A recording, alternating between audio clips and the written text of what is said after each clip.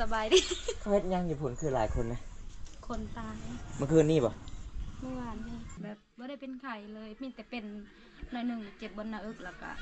ไปเลยอยู่เฮือนนั้นมีแต่ลูกเรากับเรา2 คนลูกน้อยแล้วก็เราเพื่อนหลังนี้แม่นเป็นยังไงตกแต่สารเฮือนเมื่อนั้นดีขึ้นเลยป่ะไข่นี่เลยไข่เลยเนาะอยู่นี่ยังเจ็บอยู่แล้วแต่ยังซ้ำมี FC หลายๆคนถามว่ามี FC อยากติดต่อเจ้าให้ไปเฮ็ดงานอยู่ประเทศไทยเจ้าไปบ่เงินเดือนสูงๆเขาเบานะ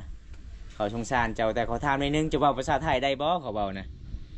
ข่อยอยากไปอยู่แต่แบบข่อยมีโรคประจำตัวยันไปบ่ได้ข่อยมักหายบ่สบายตลอดขนาดเมื่อวานมื้อซื้อนี่เวทมื้อนั้นมือเพชรดองนั่นแหละเวทเจ้าเมื่อแล้วก็มือดองน่ะจะไปเนาะเวทเคยมาแบบตอนกลางคืนนั่นมันคือกลางคืนนั่นคนเป็นไข้เกือบตายฉันเข้าหูข่อยตายเลยนอนอยู่ห้องผู้เดียวแต่ข่อยนอนนำนะเช้าหูเป็นโรคซึมเศร้าบ่บ่ ข่อยเป็นโรคเจ็บบนหน้าอกเจ็บอยู่นี่แม่นจะบ่ได้ไปกวดอยู่ห้องหมอบ่ไปกวดแล้วตอนนั้นอยู่สิปูนเขาว่าเป็นกระเพาะแต่มันเป็นรุนแล้วมันบ้าเขาวางยาให้คิดว่าบ่แพงยาขายยามันเขาเอาเบิด3.5 ล้านจะค่อยเอาเงิน1 ล้านได้เงินบ่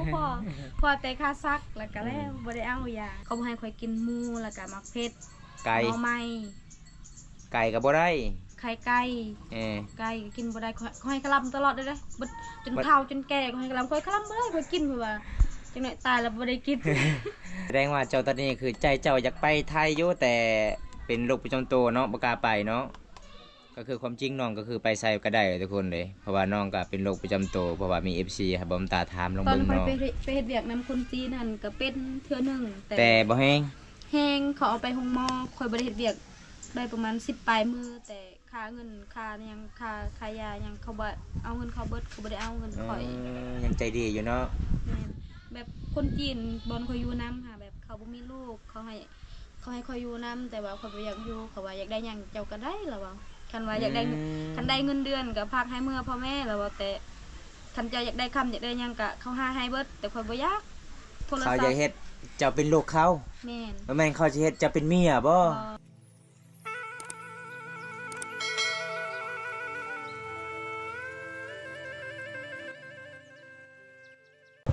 ผมตากสิขาวหมู่บ้านเลยพี่น้องไปเลาะชมวิถีชีวิตในเขตชนบทอันนี้เป็นเล่าข่าวเลยเราตั้งนอกจากบ้านหมู่บ้านนี้มีแต่ป่ามีแต่ดงเลยพี่น้องเขาเจ้าก็บ่ได้ทางอยู่แบบง่ายๆแบบเดิมเลยชนบทลาวชนเผ่าบางกองบ้านตะกอเมืองนองแขวงสะนเขตหมู่บ้านนี้มันก็หลายเดียวทุกคนกว้างเลยเป็น2 หมู่บ้านก็เลยเจ้าก็ตั้งชื่อเป็นบ้านกับบ้านตะกอมันจะมีบ้านตะกอหน่อยบ้านตะกอใหญ่เป็น2 หมู่บ้านในหมู่บ้านนี้เลยทุกคน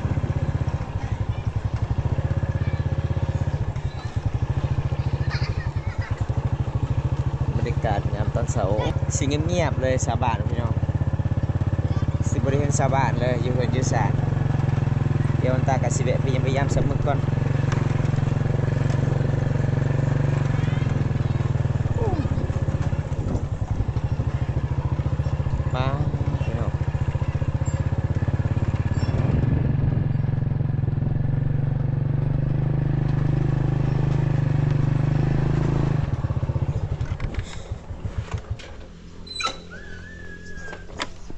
เอา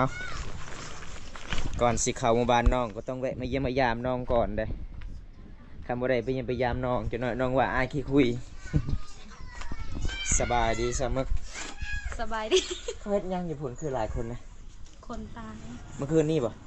เมื่อวานนี่เขาไปส่งเลยหากมาแต่ไปส่งโอ้เขาเฮ็ดงานละเปิดวันนี้ป่ะบ่เขาไม่ได้เฮ็ดโอ้ทุกคนเลยผมตามาประทาน3 พี่น้องเลยแสดงว่าในหมู่บ้านเฮาก็มีคนจากไปเนาะหากมาแต่ปราสาทนี่นะโอ้สมพอถึงโตงามเข้าปราสาทถึงโต14เลยเด้ เจ้าเฮ็ดยังอยู่นี่คือจะอยู่ผู้เดียวนะบ่ได้เฮ็ดหยังนั่งเรียนเมื่อยแสดงว่าเจ้าก็หาพี่คือกันบ่บ่ได้ห้าม เขาใส่รถบ่ได้บ่ถึงได้ใส่รถไถเอา ผู้ไทยบ่แม่นผู้ไทยผู้เฒ่าหรือเปล่าสนุ่ม หนุ่มลูก2 คน โอ้ แบบบ่ได้เป็นไข่เลยมีแต่เป็นหน่อยหนึ่งเจ็บบนหน้าอกแล้วก็ไปเลยอยู่เฮือนนั้นมีแต่ลูกเรากับเรา2 คนลูกน้อยแล้วก็เรา เพื่อนหลังนี้ แม่น ลาวแต่คนบ้านสิริมันบ่ฮะ นั่นแหละ โอ้ทุกคนเลยอันนั้นกะพี่น้องบ่าวตาเอง คนมาแต่บ้านสิริเด้มาเอาผัวอยู่พี่เด้พี่น้องข่อยแท้ๆเลย พี่น้องข่อยแท้ๆเลย แม่นแหละ โอ้พี่น้องบ่คือบ่ฟันเลยว่าพี่ เอ้า น้อง ข่อยก็บ่ฮู้แบบคิดว่าเขาตัวเมื่อวานนี้ข่อยไปซ่อนปลาแก้วอยู่ เอ้า แม่นอีก มือนั่นข่อยไป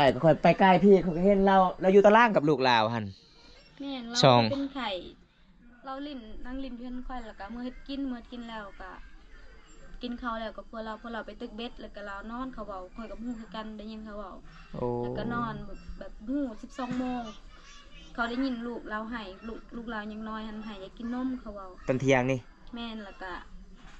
ผู้สาวขึ้นเบิ้งแบบเขาเห็นเรานอนแบบเสียชีวิตแล้วก็เขาไปบอกเขาค่อยขึ้นไปเบิ้ง โอ้ ก็เลยเขาข่อยกับบู้คือกันข่อยบ่อยู่บ้าน โอ้ทุกคนนอนก็คือแบบบ่มีสติเลยเนาะ แม่นเพราะว่าเราเคยเป็นแบบเจ็บบนหน้าอกหันเราว่า โอ้ คันเวลาเราเจ็บคันมันเจ็บหันบ่มีไผฮู้มันก็ตายแล้วว่าแบบมันเจ็บแฮงหันน่ะ เออ มันสักเลย ช็อตเลยเอาวันไหนบอมตากะบ่คือบ่พันมาพี่น้องข่อยแท้ๆเด้ข่อยเอิ้นลาวนั่นล้านเด้ โอ้พี่น้องเอ้ยแม่ตู้ของเรากับพ่อตู้ข่อยเป็นไอ้น้องกัน พี่น้องแท้ๆเลย หลายคนอยู่บ้านเจ้ามา เมื่อวานนี้ได้ เขายังบ่มือ บ่คือบ่พันนะทุกคนบอมตากับบ่ฮู้เด้พี่น้องเพราะว่าบอมตากะเห็นเขาเจ้าอยู่หลายคนกะจนตกใจเด้พี่น้องกะเลยเข้าไปถามเบิ่งสาวสาวมึกพี่น้องของบอมตาเองจากไปโอ้บ่คือบ่พันเลยพี่น้อง ลูกก็ยังน้อยอยู่นะ ลูกยังน้อยเนาะ เมื่อวานนี้เราให้ตลอดเมื่อคืนนี้ก็คือกัน โอ้หาแม่เด้ ยังกินนม เออ บ่ได้ปากนิดหน่อยหากับปีปลายลูกเรานะ โอ้ คอยก็บ่สบายอยู่กันแต่ก็ไปเข้าบอลผีให้จะเต็กมันเจ็บซ้ำอีกเข้าบ่ได้อีกคน เข้าพี่บ่ได้ จำเป็นแม่นพี่น้ เอ อง อเฮาพี่น้องเนาะเอาทุกคนบอมตาบังเอิญรีมาบ้านน้องก็คือบอมตาก็บ่เคยบ่พันนะว่ามีพี่น้องของบอมตาเองจากไปเด้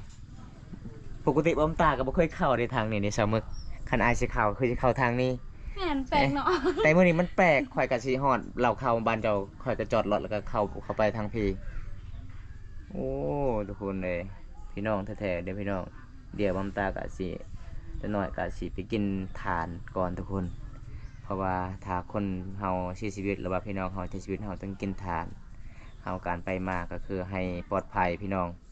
แบบมันเป็นตามประเพณีบ้านเฮาของชนเผ่าบรูเด้อทุกคนต้องแบบนี้ตลอดตายแบบง่ายๆเนาะแบบนี้เนาะ บ่ได้เสียหยัง บ่ได้เสียหยังเลยอ้าวคันสมมุติว่าเข้าห้องหมออิหยังกะเงินคำซ้ำแก่ก็บ่มีเด้เฮือนลาวทุกเด้ บ่คันมีผู้ใหญ่แน่อยู่บางเทื่อเราบ่ได้เสียแบบเขาเห็นเด้นี่เด็กน้อยเขาบ่ฮู้ โอ้ แบ มี บ แต่ลู เรา ก เคยเป็นโรคแบบนั้นคันผู้ใหญ่เห็นมันก็เขาช่วยทันมันก็ได้แต่เด็กน้อยเขาบ่ฮู้เด้ อืม ได้ยินเขาบอกว่าอยู่เด็กน้อยหันได้ยินเราเอิ้นว่าสิกินน้ำแล้วก็แล้วเลยก็บ่ได้ยินเลยแบบมีแต่ ประมาณ ว่อยกกิน 12โมง น้ำ เมื่อวานนี้บ่ แม่น โอ้12โมงทุกคน เกิดเรื่องอีกแล้ว นั่นก็ตะโกนตีค่ะ วันนี้สุดดำก็เลยไปสงสการเนาะ เป็นยังไงตกแต่สารเหือนเมื่อนั้นดีขึ้นเลยบ่ ไก่นี่เลย ใครเลยเนาะ อยู่นี่ยังเจ็บ ยังเจ็บอยู่ บ่แล้วแต่ยังซ้ำ อ๋อมี FC หลายๆคนถามว่าเขาเห็นเจ้าค่อยเขียนใน YouTube ค่อยว่าสาวมึกใจเกินร้อยไปทางใดก็ได้มี FC อยากติดต่อเจ้าให้ไปเฮ็ดงานอยู่ประเทศไทยเจ้าไปบ่เงินเดือนสูงๆเขาเว้านะเขาสงสารเจ้าแต่เขาถามนิดนึงจะเว้าภาษาไทยได้บ่เขาเว้านะ ข่อยอยากไปอยู่แต่แบบข่อยมีโรคประจำตัวยันไปบ่ได้ข่อยมักถ่ายบ่สบายต านมื้อซื้อนี่เวทมื้อนั้นมือเพชรดองนั่นแหละ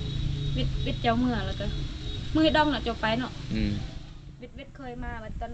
กลางคืนหั่นแต่มันคือกลางคืนหั่นคนเป็นไข้แทบตายฉันเข้าหูข่อยตายเลยนอนอยู่ห้องผู้เดียวแต่ค่อยนอนนำนาเช้าหู เป็นโรคซึมเศร้าบ่ บ่ ค่อยเป็นโรคเจ็บบ่หน้าอก เจ็บอยู่นี่ แม่น จะบ่ได้ไปกวดอยู่ห้องหมอบ่ ไปกวดแล้วตอนนั้นอยู่สิปูนเขาว่าเป็นกระเพาะแต่มันเป็นรุนแล้วมันบ้าเขาวางยาให้คิดว่าบ่แพงยาขายยามันเขาเอาเบิด3.5 ล้านจะค่อยเอาเงิน1 ล้านได้เงินบ่พอแต่ค่าซักแล้วก็แล้วบ่ได้เอายา คันเจ็บกระเพาะนี่ก็คือต้องไปกวดอยู่เวียดนามเลยจึงใดเด้กินยาเวียดนามโล อยู่สิโปนหั่นก็มีแต่คนเวียดอยู่บอนคลินิกข่อยไปกวดหั่นมีแต่คนเวียด คนเวียดแต่มันบ่คือเฮาไปประเทศเวียดนามเองคักกว่าอยู่บางข่อยคนนึงแล้วก็เป็นกระเพาะกันอยู่สิโปนก็เบิด30 ล้านเสียเงินบ่ดีไปฮอดประเทศเวียดนามเฮ้ไปฮอดดงฮามาที่พุ่นก็คือเรียบร้อยเดี๋ยวนี้ปลอดภัยเลย คันยามมันเป็นนี่เจ็บอยู่บ่ได้เลยเข้า ส่วนหลายตามเขาเบิ่งจะเป็นกระเพาะนี่จะมักกินมักเผ็ดหลาย อันนั้นเข้าก็กินบ่ได้น้ำก็กินบ่ได้เจ็บกลืนบ่ได้เลย กระเพาะจะเคลื่อนและจะกินมักเผ็ด แม่น หลายๆ เขาให้ค่อยคลำบ่เขาให้บ่กินเขาบ่ให้ค่อยกินหมูแล้วก็มักเผ็ด ไก่ หน่อไม้ ไก่ก็บ่ได้ ไข่ไก่ ไก่ก็กินบ่ได้เขาให้คลำตลอดเลยเด้เบิดจนเฒ่าจนแก่เขาให้คลำค่อยคลำบ่ได้ค่อยกินเพิ่นว่าจังได๋ตายแล้วบ่ได้กิน ตายกับเฮากินอิ่มเลยเนาะ บ่ได้สิดาแล้วกินอิ่มแล้ว เขาบ่ให้กินเลยตัวนั้นข่อยอยากกินเขาห้ามที่สุดก็คือหมูเขาบ่ให้กินเลยหมูแล้วก็มักเผ็ดแต่ข่อยอดบ่ได้ข่อยอยาก แสดงว่าเจ้าตอนนี้คือใจเจ้าอยากไปไทยอยู่แต่เป็นโรคประจำตัวเนาะบ่กล้าไปเนาะก็คือความจริงน้องก็คือไปไสก็ได้ทุกคนเลยเพราะว่าน้องก็เป็นโรคประจำตัวเพราะว่ามี FC ครับบ่ตาถามลอง ตอน เบิ่ง ข่อย เนาะ ไปเฮ็ดเวียกนํคนจีนนั่นก็เป็นเทื่อหนึง แต่บ่แฮง แฮงเขาเอาไปห้องหมอข่อยบ่ได้เฮ็ดเวียกได้ประมาณ10ปลายมือแต่ค่าเงินค่าหยังค่ายาหยังเขาบ่เอาเงินเขาเบิดเขาบ่ได้เอาเงินข่อย ยังใจดีอยู่เนาะ แม่นแบบคนจีนบอนเขาอยู่น้ำค่ะแบบเขาบ่มีลูกเขาให้เขาอยู่น้ำแต่ว่าเขาบ่อยากอยู่เขาว่าอยากได้หยังเจ้าก็ได้ล่ะว่าคันว่าอยากได้คันได้เงินเดือนก็พากให้เมื่อพ่อแม่ล่ะว่าแต่คันเจ้าอยากได้คำอยากได้หยังก็เขาหาให้เบิดแต่ข่อยบ่อยากโทรศั เขา พท์ จะเฮ็ดเจ้าเป็นลูกเขา แม่น บ่แม่นเขาสิเฮ็ดเจ้าเป็นเมียบ่ แบบเมียเขาก็มี มีคือกันบ่แต่เขาบ่มีลูก แม่น โอ้ สองผัวเมียเขาหันอยากให้ข่อยอยู่น้ำแต่ข่อยบ่อยากอยู่เขาซื้อให้ข่อยโทรศัพท์หน่อยนึง โอ้ โทรศัพท์หั่น เดี๋ยวนี้ก็ยังติดต่ออยู่ว่าทีนี้นะ บ่แบบหาเฟซบ่เห็นโทรศัพท์โน่นนั่นเขารับแล้ว โทรศัพท์เจ้านะ ตอนเขายังบ่ได้รับนั่นเขายังติดต่ออยู่แต่เดี๋ยวนี้หาเฟซบ่เห็นเลย โดยเอาทุกคนสาเหตุที่น้องไปบ่ได้ก็คือน้องก็เป็นโรคประจำตัวยันเป็นอาการหนักเพราะว่าน้องก็เคยเป็นที่หนักที่สุดเนาะ แม่น จนเกือบบ่รอดทุกคนเลยก็คือมื้อนี้บอมตาก็สิได้แจ้งให้ FC ได้รับชมนำกันนะทุกคนในของน้องก็บ่แม่นเรื่องอื่นนะทุกคนอันนั้นน้องตกมาติศาสตร์เนาะ แม่นซานฮัก ตกติศาสตร์ฮักถึกไหมทุกคนเลยจะหน่อยว่า FC โอ้เข้าใจผิดว่าอ้าวของสาวมึกคือมันเป็นสีดำๆ มันบ่แม่นเรื่องที่ FC หลายคนคิดเด้อทุกคน อันนี้เป็นที่น้องตกมาติศาสตร์เบิ่งขาของน้องก็สิบาทหลายสร้างกันยังบ่ทันได้แล้วเนาะใครมีลูกเขยใครก็เจ้าก็มาซอยเลยเด้ อันนี้บ่มีลูกเขยต้องปะอยู่แบบนี้ตลอดล่ะพี่น้องเอ้ยบ่ได้จะดีก็มาซอยน้องนี่เด้อพี่น้องมามื้อนี้ก็พี่น้องของน้องก็จากไปอีกทุกคนก็ขอความเสียใจบ่แม่นขอความเสียใจนำหลายๆเด้อพี่น้องสมพ่อก็เห็นเจ้าอยู่เงาๆจุดนี้ผู้สาวก็ไล่บ่เขาเจ้าไปส่งสการบ้านเฮา บ่ได้ร้ายมีแต่หาคนมีแต่พี่น้องเขาเอง เขาบ่ได้ไปแบบเขาบ่แม่นพี่น้องเขาบ่อยากไปขนาดเขายังบ่ได้เข้า ดีนี่นะ มีแต่จุกคอยพี่น้องไปช่วยเบียกเขาแล้วก็เขาบ่ได้เข้าเลย โอ้โดพี่น้องเอ้ยแบบนี้ล่ะพี่น้องหาเงินหาคำก็ยังยากบาดเฮาตายก็มันง่ายที่สุดเนาะโอ้ พวกเราบู้แล้วตอนเราเสียไปตึกเบ็ด ไปตึกเบ็ด ไปหาปลาให้ลูกเมียกิน แม่น เออ แบบบู้แบบบ่ได้เป็นไข่ เราก็ไปคันหัวเป็นไข่ก็อยู่เนาะ แม่ แต่แบบไปก็บ่คิดบ่ฟันเลยนะว่าเราสิเสียขนาดข่อยก็ยังตอนเขาโทรข่อยไปสอนปลาหั่นว่านาซาเจ้าเสียแล้วเด้อ เสียสอนปลาอยู่เก่งลิน แม่น ไปกับไผ สอนปลาแก้วไปกับน้าสาวแล้วก็ อ๋อ น้องสาวผู้หนึงลูกนาบ่าว โอ้ตกใจแล้วเนาะเขาโทรมาเนาะ แม่นมาป้าบ่ได้เอามาเลยปะเลย โอ้เฮาก็ตกใจเลยทุกคนเลย แบบเฮาก็บ่คิดว่าคนที่จากไปแบบง่ายๆการจิตเป็นก็บ่มีพี่น้องอยู่ดีๆก็มีคนโทรมาบอกว่าพี่น้องเฮาจากไปเนาะอืมเอาพี่น้องแต่เจ้าอย่าลืมนะอย่าไปไกลอีกเด้ต่อไปเจ้าคืออาการเจ้ามันก็เริ่มหนักคือกันเด้น้องเอ้ยจังได๋ไผก็บ่ฮู้เวลาจะไปป่าไปดงนี่เรียบร้อยเด้ซะมึกเอ้ยจะว่า คือ เจ็ ลู บ กข่อยเป็น เจ็บ ตายแค่ฉันบ่มีคนเห็นเจ็บ เจ็บในเจ็บในหน้าอกนี่บ่เจ็บแห้งนี่บ่นะ แม่นเนี่ยมันเจ็บแฮงแล้วมันขึ้นแบบหายใจบ่ออก โอ้ ตอนข่อยเป็นตอนนั้นเพิ่นเขาบ่เห็นข่อยตายแล้วแบบว่าตายเลยข่อยวันนี้ข่อยบอกนั่นแหละเลย หายใจบ่ออกต้องระมัดระวังโลดคันไปผู้เดียวนี่น้องเอ้ยต้องอย่าไปเวลาหาอนามัยหาอยู่หากินต้องไปกับหมู่คู่ใครก็คืออยู่บางข่อยกับผู้หนึงหายใจบ่ออกแล้วไปหาอนามัยเสียชีวิตต้นนำเลยตายในน้ำบางเขาเจ้าไปหาก็ตกเป็น3 อาทิตย์จึงได้พอจนเน่าเมดกระโตนะจับยังบ่ได้ จะโดนหมด แต่โดนแล้วเจ้ายังน้อยๆเจ้ายังซำนี่เจ้าน่ะ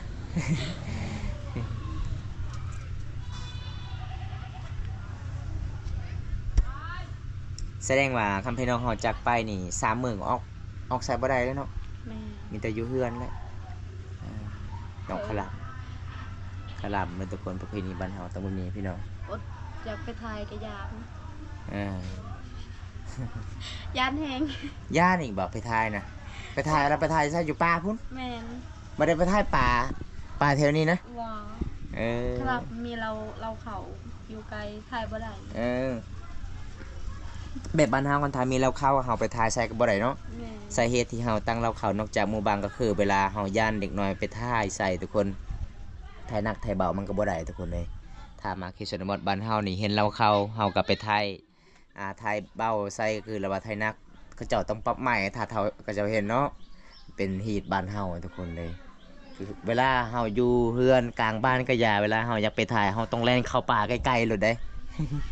คำว่าได้เจ็บท้องน่าสิบ่ทันเด้อพี่น้องเอาทุกคนจะได้บอมตากับสิได้ปิดคลิปสำนี้ก่อนทุกคนมื้อนี้บอมตากะไปเยี่ยมไปยามน้องสาวมื้อเพราะว่าน้องสาวเพิ่นก็บ่สบายเนี่ยพี่น้องเพราะว่ามื้อนี้ก็มีพี่น้องน้องสาวเพิ่นก็จากไปทุกคนแล้วก็พี่น้องของบอมตาเนี่ยบอมตาก็บ่คือบ่พันเลยว่าพี่น้องจากไปมื้อนี้บอมตาก็สิใจหลายพี่น้องเอ้ยหลังจากที่บอมตาลงมาแต่เพื่อนเขาเจ้าไปกินทานพี่น้องแบบประเพณีบ้านเฮาถ้าพี่น้องเฮาเสียชีวิตเฮาต้องกินทานเวลาเฮาการเดินทางก็ต้องให้ปลอดภัยทุกคนเอาจะได้บอมตาจะได้กลับบ้านก่อนทุกคนพอได้รับชมคลิปนี้แล้วก็ฝากกดไลค์กดแชร์กดติดตามพี่น้องฝากเป็นกำลังใจบอมตาเฮ็ดคลิปตอนต่อไปแล้วก็บอมตามื้อนี้ก็สิไปถามข่าวๆเรื่องราวน้องสาวมึกมี FC คนหนึงถามให้น้องมึกไปเฮ็ดงานอยู่ประเทศไทยเพราะว่าเขาเจ้าก็เป็นสงสารน้องแต่น้องอยากไปอยู่แต่น้องก็อาการในตัวบ่สดีบ่ค่อยดีทุกคนเลยเป็นโรคติดตัวพี่น้องหรือก็เลยน้องก็บ่กล้าไปไกลทุกคนให้เวลามันเป็นก็คือหายใจบ่ออกเลยทุกคนเลยหายใจยากพี่น้องก็เลยน้องก็บ่กล้าไปในประเทศไทยทุกคนขณะประเทศลาวน้องก็บ่กล้าไปแต่น้องไปเฮ็ดงานอยู่สวรรณเขตน้องบ่กล้าไปน้องก็เลยอยู่บ้านเป็นปัวก่อนทุกคนเอาคลิปหน้าพบกันใหม่พี่น้องขอกล่าวคำว่าสวัสดีครับผมบ๊ายบาย